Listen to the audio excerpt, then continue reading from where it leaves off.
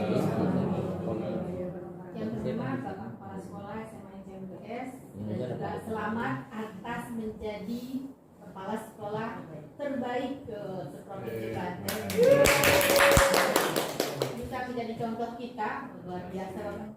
Terhormat juga manajemen Wakansek. Saya hormati dan saya banggakan teman-teman dari guru penggerak, terus kemudian dari unsur orang tua. Aku meminta kepada teman-teman untuk kita sama-sama berdiskusi, menggali modal atau aset yang ada di SMA CBBS atau ABCD katanya, Asset Based Community Development.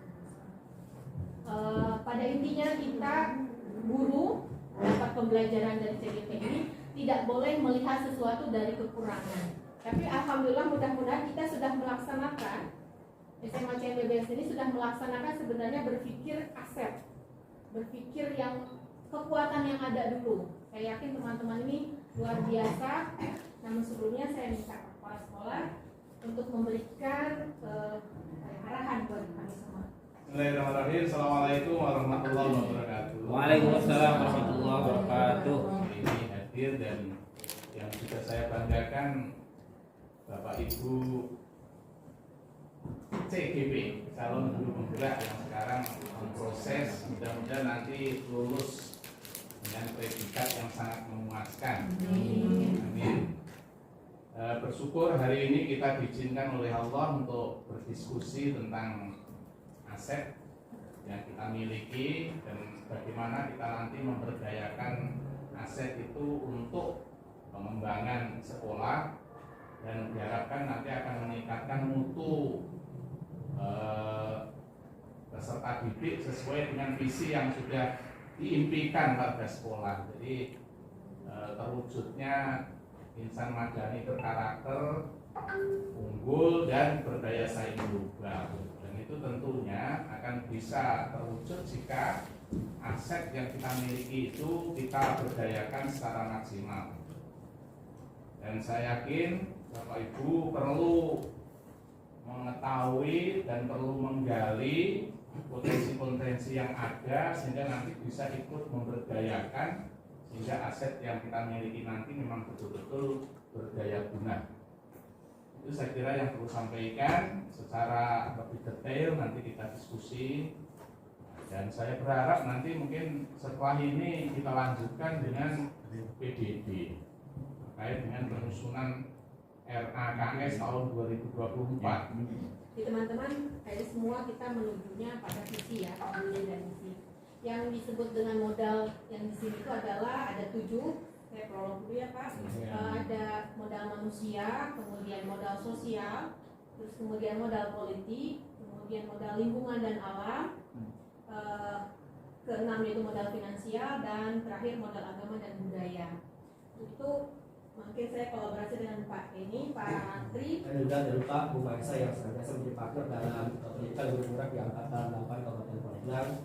Alhamdulillah Bapak Ibu semuanya. Jadi memang ini salah satunya tadi ini adalah dorongan dari pendidikan guru penggerak untuk mendiskusikan terkait aset ya, aset dari SMA CBS. Mungkin ini based on-nya adalah based on kekuatan seperti itu.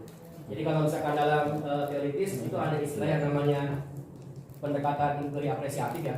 Di pendekatan memang kita berfokus pada apa yang kita miliki, apa yang menjadi kekuatan kita, apa yang bisa kita manfaatkan, optimalkan yang ada saat ini, bukan berdasarkan kepada apa yang menjadi masalah atau apa yang menjadi kekurangan gitu. Karena ketika paradigma berpikirnya adalah, waduh, ini kita mau melaksanakan program A, mau melaksanakan kegiatan B, tapi based on-nya adalah based on, wah ini susah nih kegiatan A karena kita nggak punya B misalnya. Wah susah nih program ini karena kayaknya kurang nih finansialnya dan seterusnya.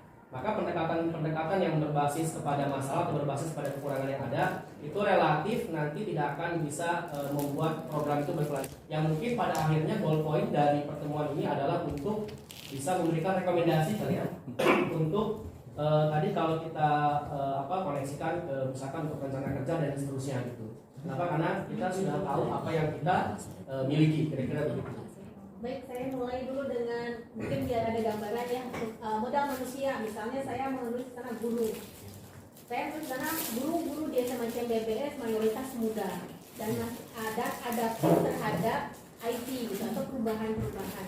Saya kira ini modal terbesar kita. Kemudian kedua, kita dapat lagi kepalanya juga ternyata aktif dan juga banyak sekali namanya prestasi-prestasinya ini juga modal kita gitu ya. Nah silakan teman-teman kaji lagi. Ini baru 2 nih dari kami nih yang sebagai contoh. Mungkin ada lagi yang lain? Lulusannya ya baik. Mungkin dari 50 orang guru di SBDS kita 40% atau 50% sudah melanjutkan ke S2. Impactnya ke sekolah apa Bu Amin? Banyak ya. Yang pertama mungkin untuk proses pembelajaran terhadap siswa akan lebih meningkat, inovatif seperti itu. Nambah, Ya, boleh Pak. alumni itu sebagai aset sebetulnya. Kemarin kita sudah sempat menjadi isu bahwa alumni ini akan kita ajak untuk memperkuat kita.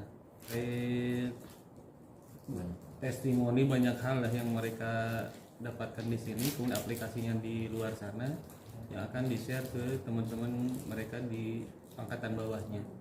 Dan ini menjadi modal yang besar kata saya itu dilihatnya, karena dengan alumni yang begitu udah tersebar kemana-mana, kemudian sudah memiliki posisi yang menurut kita tidak mudah ya dengan posisi yang sekarang mereka mendapatkan. Retno katanya ada? Saya di sini sebagai orang tua Ya. pendidik ini kan heterogen ya, dari 8 kabupaten kota di Provinsi Banten. Tentunya mereka yang masuk ke sini pun memiliki potensi-potensi yang sangat beragam dengan keunikannya, dengan potensinya masing-masing. Mereka banyak juga yang terbiasa dengan speech-nya bahasa Inggris, bahasa Arab, kemudian prestasi di mana-mana, sehingga itu adalah aset yang sangat penting yang bisa meningkatkan kualitas di sekolah. Jadi orang tua ya, pasti kita semua tahu ya bahwa orang tua juga mempunyai latar belakang yang berbeda-beda, terutama dalam untuk siswa di sini, terutama dalam hal profesinya ya. Dan menurut saya dengan kondisi seperti itu bisa kita manfaatkan ya untuk peningkatan kemampuan siswa juga. Ya ada juga mengundang dari kejaksaan ya Saya tambah sedikit. Oh ya, kejaksaan juga dulu kan rekan kita juga Pak Munisi juga beliau kan beliau Pas di kegiatan karya kerja beliau masih sering dengan masih memberikan memberikan ilmunya beberapa kali seminar di sini gitu kan. Makanya, apakah kedepannya menurut teman-teman ya misalkan baiknya pengoptimalan peran dengan profesi latar belakang orang tua yang berbeda-beda dan heterogen, apakah perlu ada sebuah program khusus yang direncanakan atau baik tes aja atau bagaimana? Bagus ya kira-kira teman-teman ya, biar misalkan orang tua ini selain perannya selain di komite ya tentunya, tapi namun juga peran mereka secara individu yang memiliki latar belakang yang tentu bisa kita manfaatkan dan optimalkan, itu bisa benar-benar teroptimalkan, tidak terlewatkan begitu saja. Kira-kira gimana tuh? Patrick, kemarin saya kan sempat ngobrol sama orang tua siswa ya Pak Ahmad terkait permasalahan siswa. Ada orang tua siswa yang memberikan kontribusi idenya bahwa setiap kali misalnya ada sosialisasi tentang aturan, nah boleh orang tua dilibatkan. Kemudian ketika ada misalnya di parenting misalnya atau kegiatan lain, insya Allah orang tua akan selalu mendukung. Ya, Pak Ahmad kemarin orang tua seperti itu. Kalau bisa ada program seperti itu kata beliau ya. itu dijadwalkan mungkin ya untuk secara kontinu untuk memberikan masukan ke masyarakat pada anak-anak. Profesi lain juga banyak kan, dokter juga mungkin ya kalau misalkan ada sosialisasi penyuluhan juga bisa dilibatkan programnya. Tuhan yang memang dari sekolah keterbatasan tidak memberikan memfasilitasi full, mereka akan menghandle perkembangan prestasi dari peserta didik baik akademik maupun non akademik. Terima kasih teman-teman masukannya. Sertifikasi itu penting, Pak. Guru. Karena kan ke depan arahnya ke sana ya. Guru ini tadi seperti yang disampaikan Pak Arif, asetnya aset yang luar biasa. Tapi memang betul, saya menyadari betul bahwa guru-guru di sini punya semangat yang tinggi. Saya melihat wah itu pembelajaran yang luar biasa buat teman-teman ya. Pembelajaran luar biasa. Jadi kalau ada yang nggak ngerti nih tentang teknologi tertentu itu terus bertanya. Ya, saya melihat itu Pak Arif. Dan jiwa kolaborasi di setiap kegiatan saya kira tinggi gitu. Terlepas beberapa masalah di belakangnya itu oke, tapi kolaborasi tinggi. Oke, saya kira teman-teman ada yang menambahkan untuk aset guru kita sebagai guru CLBS gitu. Oke, ditambahkan. Nah, boleh Pak. Luar biasa nih teman-teman.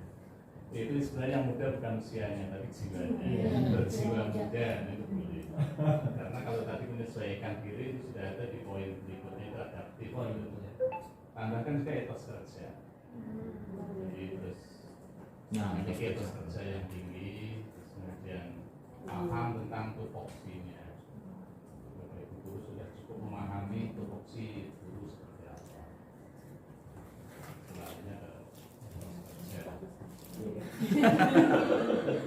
Oke, jadi ya selanjutnya Umaysa ada bahas untuk modal sosial bisa dipancing pada silakan. Yang sama gitu kan, misalnya GMP, misalnya perumpun mata pelajaran. Iya, perumpun mata pelajaran. Itu kan juga yang bisa mendukung semua hal yang menjadi kekuatan kita. Mengajukan CLB kita 2000 Nah, kalaupun belum ada namanya sedikit kan tidak semua seperti yang diharapkan ya salah ya tadi saja yang bisa bermasuk dari berbagai macam.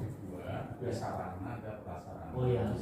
Sarana itu apa saja, terus prasarananya apa. Berhubungan sesuai semuanya akan berhubungan dengan sarana prasarana.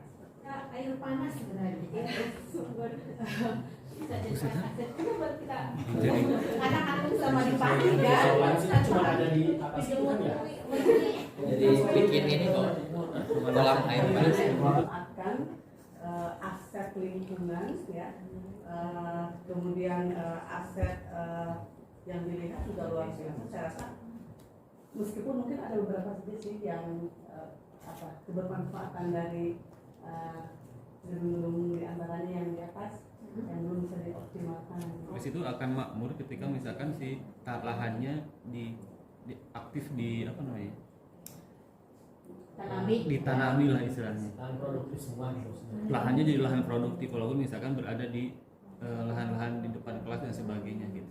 Ya ada yang keempat teman-teman, ada namanya modal lingkungan yang ada di CLBS, lingkungan alam. Ini jelas kalau kita lihat ini sebagai pemantik saja ya, bahwa modal lingkungan kita pertama CLBS ada di bawah kaki gunung Karangan. Itu aset yang cukup berbeda dibanding sekolah-sekolah yang lain. Ya. Sekolah lain nggak punya tuh aset kayak kita yang secara lingkungan kita berada di tempat yang jauh dari polusi lah ya, kurang lebih seperti itu ya. Jadi itu jadi aset sendiri.